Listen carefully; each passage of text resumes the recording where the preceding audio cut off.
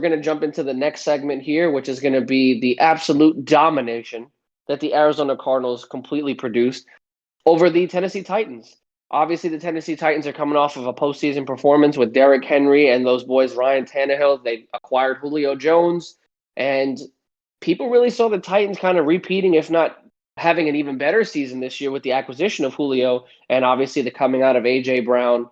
So I don't know what happened here, but I'm not mad about it because the Colts lost, so this does bode well for us, at least in a division sense.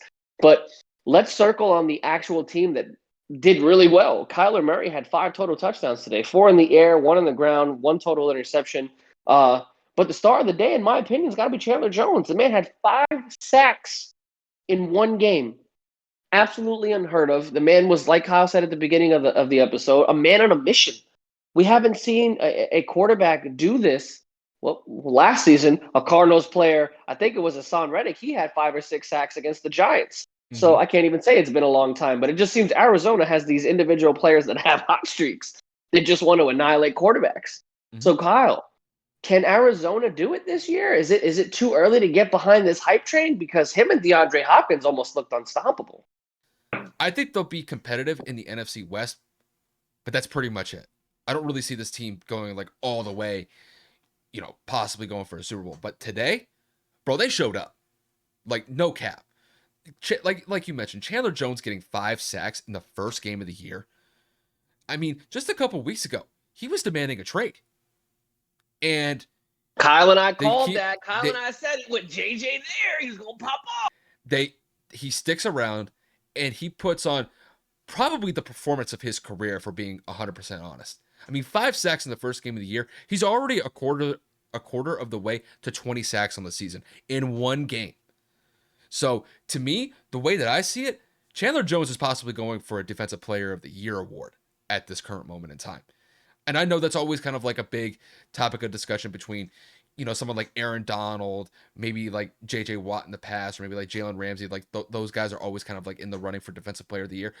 We got to put some respect on Chandler Jones here, because Chandler Jones, the last couple seasons, has just been phenomenal for the Arizona Cardinals. He is just one of those consistent pass rushers that is always putting up double-digit sack numbers every single year that he goes out there.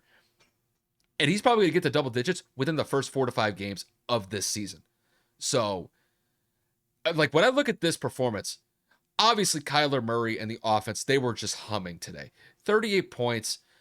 Just that Kyler and DeAndre Hopkins matchup, it is just money in the bank. And not only that, I thought the connection that Kyler Murray and Christian Kirk had today was solid as well.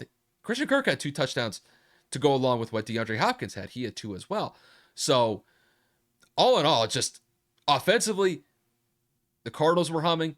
Defensively, it was just a one-man show from Chandler Jones. He could not be stopped.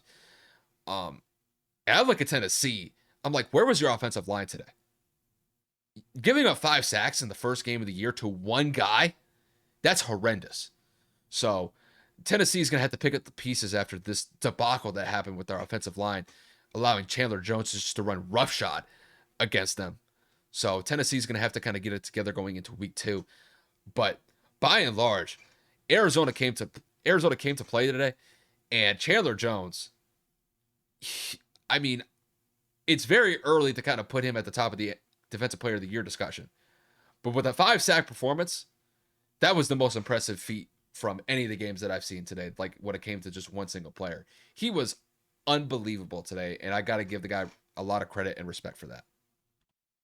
If Chandler didn't get the game ball, I think that Cliff Kingsbury is losing his mind, because this team did not have that veteran presence on the defensive side of the football. Chandler Jones missed the season. I don't remember if it was a pectoral tear or a bicep tear, but he was out for the year.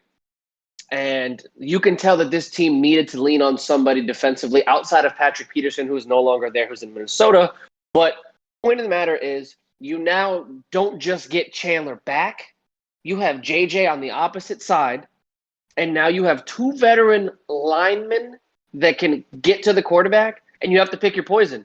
Do I double Chandler? Do I double JJ? If we double both, it's man-to-man coverage for the rest of whoever's coming in at the quarterback, outside of maybe a tight end or a running back playing pass protect. So The defense needs to be circled here. They absolutely shut down Derrick Henry. And if I'm reading this correctly, Derrick Henry only had a total of 58 yards, averaging 3.4 yards per carry.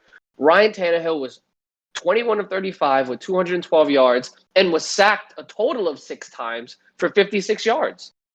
His QBR was 17.7. I mean, with Chester Rogers, the former Colt, was their leading receiver with 62 yards. A.J. Brown, 49. Julio Jones, 29. Their offense just could not get it going, and that is in huge part to the defense.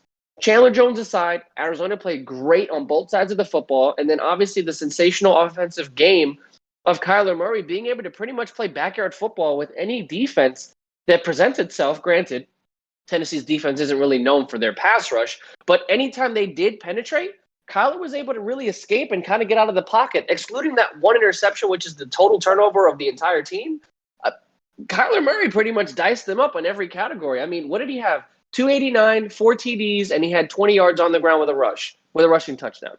So, as a whole, Arizona should be paid attention to. And again, last year they went on a really hot a really hot start. And then, of course, they went on that 4 or 5 game skid after after Kyler hurt his shoulder in the New England game.